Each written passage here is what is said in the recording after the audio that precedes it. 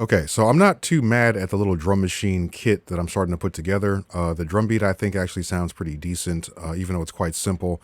With the arpeggiator, I mentioned the fact that you can use modulators with any devices. So I added a steps modulator, which is here, and I use this to modulate the sync rate of the arpeggiator so I can get a little fill, a little 30-second note goodness happening here.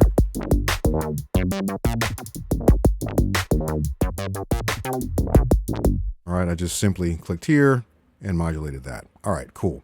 So we talked about note effects. What about audio effects? Well, I think what I'd like to do, let's go ahead and collapse that. Oops, I meant collapse this. There we go. I want to add some more personality to some of these sounds. All right, there's two claps here and actually layered. All right, only hear this if I sustain it. I layered this clap with this one. If we look at the clip, that's the only sound that's actually not sustaining a whole note. And I'd like these claps to sound distinctly different in some way. I'm going to solo the drum machine track.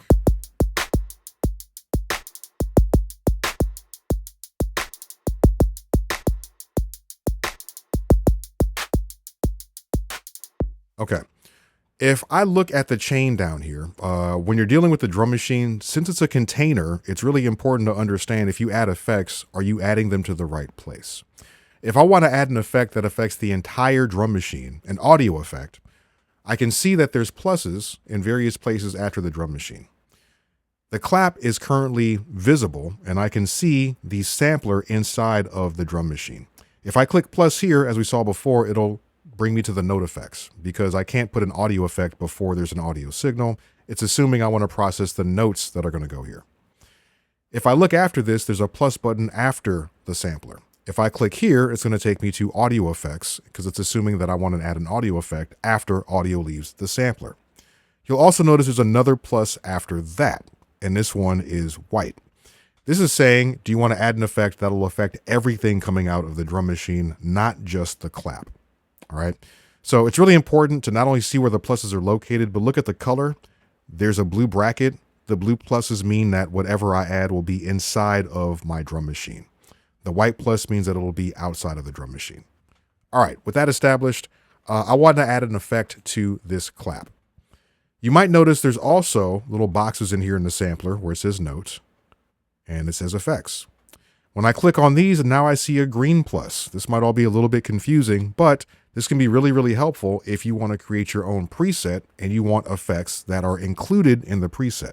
Instead of needing to group things together, you can just place the effect directly inside of the device, and this is called nesting. All right. Now, all I want to do is make sure that any effects that I add are going to be inside of the drum machine. Okay.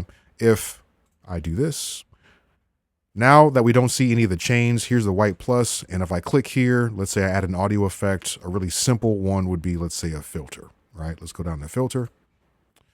My filter is now on the outside of my drum machine, and this will affect everything coming out of it. If I was to save my drum machine as a preset, this effect would not be saved with it because it's not included or nested in the device. I'm bringing this up because it's really important if you want to start making your own custom presets. For example, I think what could make the drums a little bit cooler is maybe adding a bit more oomph and presence. So I'm going to go to this effects box, which will let me add an effect that will affect the entire drum machine, but it'll be nested in my drum machine device. So if I want to save it as a preset, any effects I add here will come along for the ride. So I hit plus, and I'm going to add a device that might be dangerous. This is one where you might want to actually play with some of the presets first, is the saturator. All right, let me start playing the drums.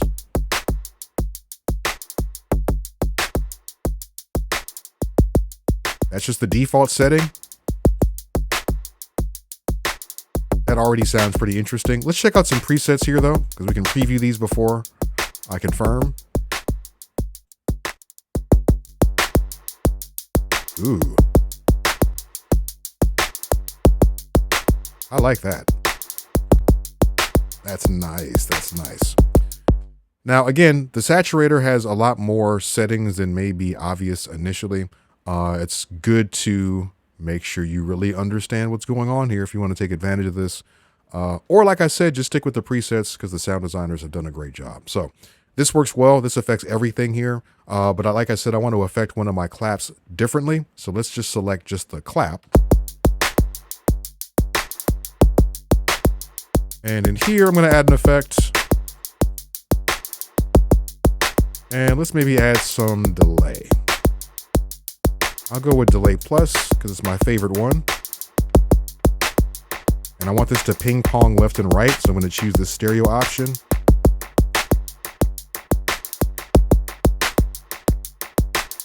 Nice. And I can mask the feedback a bit. Yeah, nah. It was better before. Nice. And as you can see, when I added the delay plus device, if I want to, I can add an audio effect that just goes into the feedback chain. So as audio gets fed out of the delay back into the input to create the feedback, maybe I want to process that with blur or an amp or something like that. So you can get really, really deep with these effects. But the point is now is all the effects that I've added are nested within the drum machine. All right, if I collapse this, I can see this is showing me there's an effect inside of the drum machine there.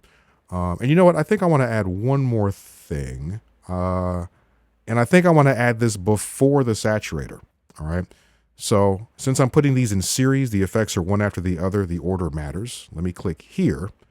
And I'm going to add the filter before the saturator because when I do save this as a preset, I want to be able to have a filter accessible from some macro knobs on my remote controls. We'll get to that later. But now,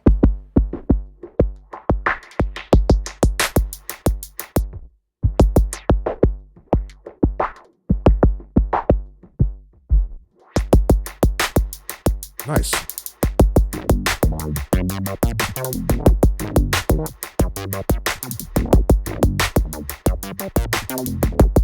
Very cool. I'm going to have to change the pitch of my kick or change the pitch of my bass line. But either way, the drums have a lot more character now because we've incorporated some very cool audio effects and they're all nested within my drum machine.